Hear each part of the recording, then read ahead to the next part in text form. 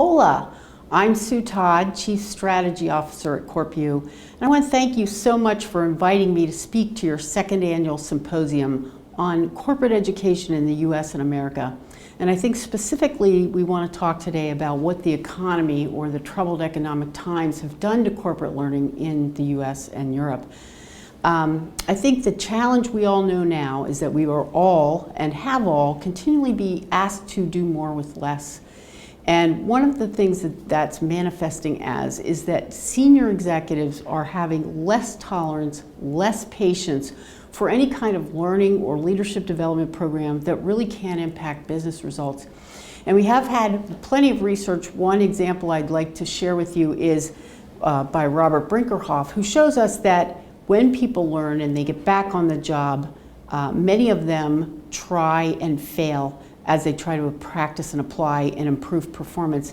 Only a very small percentage of people do exactly what we hoped they would do. We teach them something, they go back, they change their behavior, and they get a different result.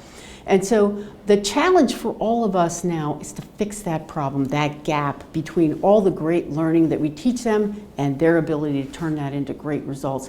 And so I want to share, I pulled together 10 points that I think are really important to this, that I've seen examples from different companies across the country, around the world, trying to create this improvement in the application of the learning and the ability to help leaders better guide learning and apply learning, because we know that leaders really are faced with enormous challenges now with the complexity of the marketplace, the growth of international and emerging markets, new competitors, so on, and the constant need to adapt and a change to innovation.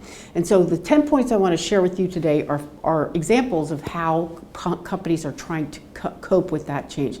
Now, in the past, when we did a lot of learning and development, we were often focused on individual outcomes, individual skill sets.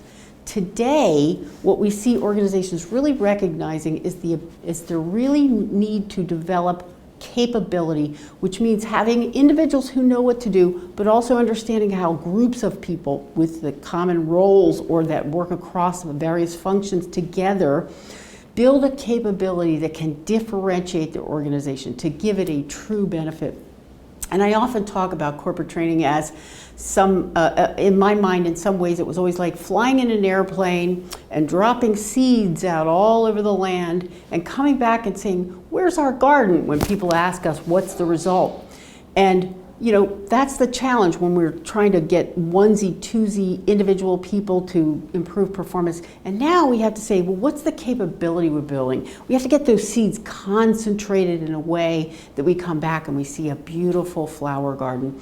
So building a real capability, a differentiating capability, and that's what a lot of organizations are now seeing. They've got to get the collective wisdom of a lot of people working together, the groups synthesizing, creating action plans together, and having the organization's sales ability to stand above the rest, have R&D capability that's beyond what everybody else, a logistics, a delivery, a customer service model, some capability that's going to really set them apart. And if we think about our role as developing leaders and learning folks and employees to contribute to an improved capability, we can really understand how we can get more with the programs we're doing today. Now let me go to point 2. Build capability was point 1. Let me go to point 2. Now point 2 is that we have to help frame the learning around the real challenges that leaders and employees are facing. We have to target the learning so that we're not feeling like they're two separate things. I do my job over here, I go to training over here. And a great example is what Coca-Cola right now is doing with their supply chain. Coca-Cola sees themselves doubling in size in the next 10 years, and that means enormous ramifications for their supply chain because they're also adding new kinds of products, not just sodas anymore, but liquid foods like juices and soups. So supply chain challenges are enormous, and the learning has to focus on how do we help them take what we're teaching them to redefine and change their supply chains. That follows on with another point. We can't just teach these ideas to senior executives. We have to reach more people, deeper in the organization, faster. Sometimes we bring in the academic faculty and we only can get them to the top of the organization because it's expensive and we can only teach the senior executives, but we have to find ways to capture that message, have leaders teach it to others or have it captured on video so that others can watch it, so we can get alignment deep into the organization, build that trust deep in the organization, in that people can make better decisions, because as the complexity increases, they're going to encounter different contexts. They have to be able to make the right kind of decision with the same mindset and the same evidence and understanding that a senior executive would. So those are points 2 and 3. Shape the learning around the business challenge, make sure that we go deeper, faster into the organization with that knowledge, that expert knowledge. Number 4, invite leader teachers. Get the leaders in the room if you can, or even just in coaching situations, teaching and coaching in the moment to impart their wisdom, to make sure that there's no gap between the alignment of the strategy and the execution out in the field. We want to make sure we're getting a virtuous learning cycle, a continuous learning loop. And if you get the leaders in there teaching and coaching, that will really, really help. Number 5, add accelerators. And the accelerators are the things that are going to help upset the current status quo, the apple cart, if you will. Get people debating, discussing, pressing the organization to change. We need to understand how to help our organizations become more adaptive as they're thrown competitive threats by this new batch of competitors coming from all over the place, and as marketplaces are growing. And we've got to add these accelerators to make sure we are getting people engaged, debating, dialoguing, getting ready to understand how we have to counterattack a threat and or push ourselves out of a place of stasis to get us into a new competitive at a new competitive level ourselves. Okay, so that's number 5, add those kinds of accelerators. We as learning professionals and leadership development professionals have to make sure we can enable and support the follow-through after the formal learning.